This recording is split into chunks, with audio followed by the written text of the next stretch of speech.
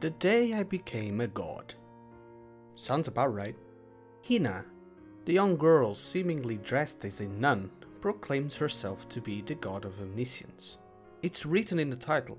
The question is rather, are we dealing with a god? Or maybe we are dealing with Rika 2.0, the upgraded version that is experiencing the Chunibyo effect and is being practically delirious about her capabilities, imagining herself in a fantasy scenario? Or maybe not. I mean, like the ramen restaurant owner said the other day while witnessing this girl's amazing guessing abilities, this girl could make us billionaires.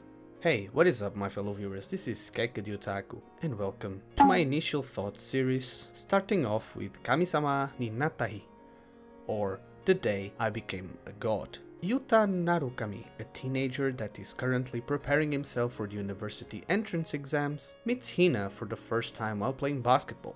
Despite her childish personality, combined with an innocent attitude, the young girl claims that the world will end in 30 days. Of course, from the very beginning, my alarms triggered like as if I was experiencing Shinobyo Demo Koi ga Shitai all over again. However, that feeling faded almost instantly after the first few lines from this young girl. The predicted thoughts that were unraveled one after the other, making our male protagonist, as well as us viewers, very surprised and yet quite confused about Hina's ability to guess Yuta's thoughts. It kind of lets us wondering where this story may lead us. It is probably not a coincidence that Hina is dressed in a very peculiar way, but regardless of my metaphorical description of dressing herself as a nun, one can't deny the resemblance, giving out the impression that we are definitely dealing with an unusual character that seems somehow connected to some sort of religion. To top the intrigue meter, Hina has a very specific way of addressing to people,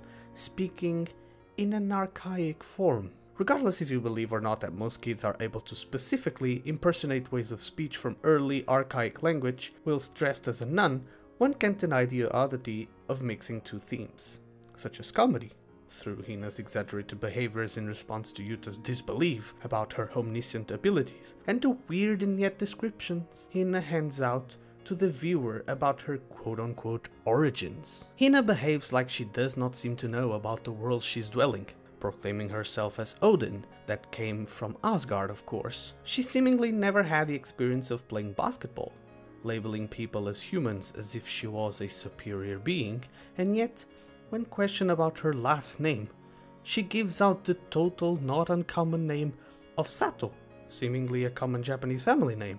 Hina is somewhat flabbergasted knowing Yuta's family name, Narukami, in which means son of God, but the same reaction occurs when the other members from his family reveal their names. Furthermore, Hina's abilities are showcased multiple times, starting off with a rain incident, where she feels the need to buy an umbrella during a hot summer day that suddenly turns out in a rainy and windy day of winter, then stating that they would arrive to the library before the bus if they walked as there was a lot of traffic, proving later on her statement, and yet presumably being able to call upon other historical figures to communicate with Yuta. Then at the ramen restaurant, guessing the winners of the horse race. Then, with Yuta's attempt to impress his childhood friend Kyoku, the girl he fell in love with. Through the advices Hina gave him about Kyoku being a fan of baseball, it turned into failure. And finally, ending with Hina literally guessing that Yuta's parents would allow her to stay in their house,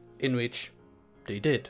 Of course, the comedic scenes goes on in its second episode, where Yuta's sister, Sora, needs to make a short film for her summer homework, and Hina, perceptive as usual, she takes this opportunity to arrange the cast, including Kyoku and Yuta, to take part in the whole thing. I did enjoy the comedic scenes during the attempt of making the short film, including one scene in which Yuta dresses himself as Edward Scissorhands. You know, as a fellow fan of Johnny Depp's history roles, I quite appreciated the reference. Speaking of Kyoku, due to the loss of her mother to an illness back when she was a kid, she became this incredibly quiet girl without any will to express emotions. And it is Yuta's duty to conquer her heart by playing a piece in the piano, in which he was kind of successful. This scene was quite appealing as we see our main protagonist attempting at playing a piano piece in which he had practiced a few times with Ina, because of course the music piece was part of her plan. We witnessed this beautiful song being played by Yuta